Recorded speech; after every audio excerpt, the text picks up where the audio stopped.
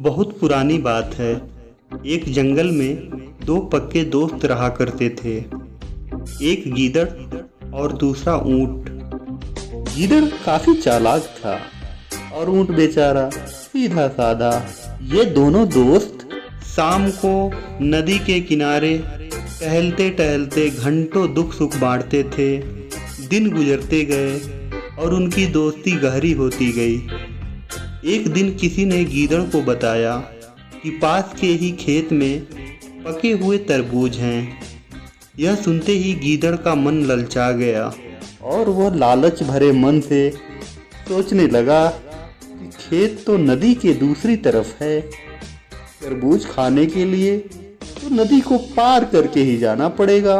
अब नदी को पार करके खेत तक पहुंचना गीदड़ के लिए मुश्किल था। इसीलिए वह नदी पार करने की तरकीब सोचने लगा। सोचते सोचते वो ऊंट के पास चला गया। ऊंट ने देखकर कहा, अरे मित्र, अभी तो दिन का समय है, तुम यहाँ कैसे? हम तो शाम को नदी के किनारे मिलते थे। तभी गीदड़ ने बड़ी ही चालाकी से कहा, देखो मित्र, पास के ही खेत में पके हुए तरबूज हैं। मैंने सुना है तरबूज बहुत मीठे हैं। तुम उन्हें खाकर खुश हो जाओगे। इसीलिए मुझसे रहा नहीं गया, मैं तुम्हें बताने चला आया। ऊंट को तरबूज काफी पसंद था। वो बोला, वाह भाई, क्या खबर सुनाई है। मैं अभी उस खेत में जाता हूँ। मैंने बहुत समय से तरबूज नहीं खाए। ऊंट जल्दी जल्दी नदी पार करके खेत जाने की तैयारी करने लगा। तभी गीदड़ ने कहा, दोस्त, तरबूज मुझे भी अच्छे लगते हैं, लेकिन मुझे तैरना नहीं आता। कोई बात नहीं दोस्त, तुम तरबूज खा लोगे तो समझ लेना कि मैंने भी खा लिया। तभी ऊंट बोला, तुम चिंता मत करो, मैं तुम्हें अपनी पीठ पर बैठाकर नदी पार कराऊंगा।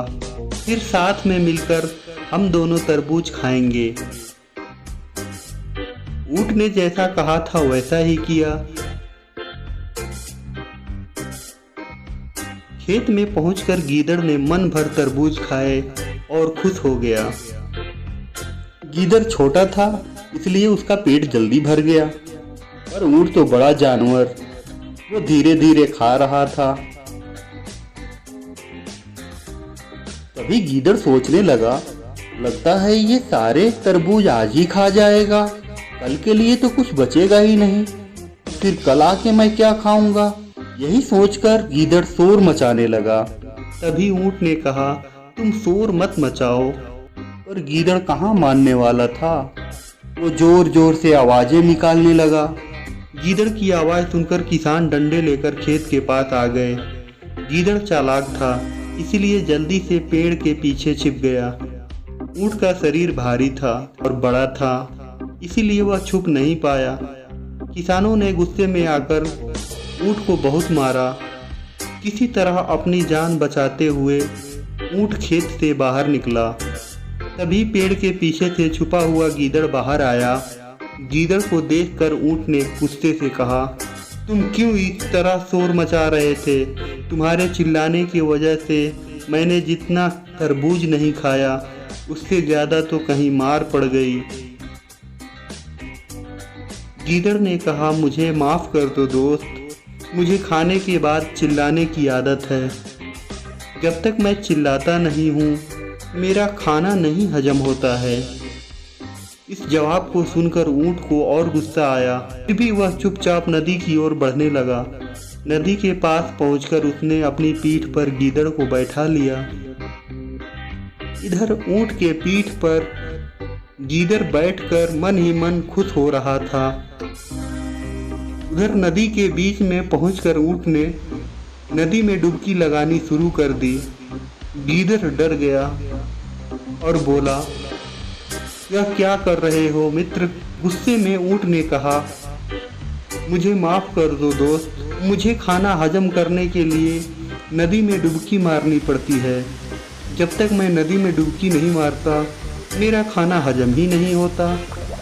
गीदड़ को तो बात समझ में आ गई थी कि ऊँट उसके किए का बदला ले रहा है। बहुत मुश्किल से गीदड़ पानी में गिरकर किसी तरह किनारे आया और किनारे पहुंचकर अपनी जान बचाई। उस दिन के बाद गीदड़ ने कभी भी ऊँट को परेशान करने की हिम्मत नहीं की। ऊँट और गीदड़ की इस कहानी से हमें यह सीख मिलती है कि अपने दोस्तों से कभी चालाकी नहीं करनी चाहिए। अपनी करनी खुद पर भारी पड़ जाती है। जैसे को तैसा मिलता है।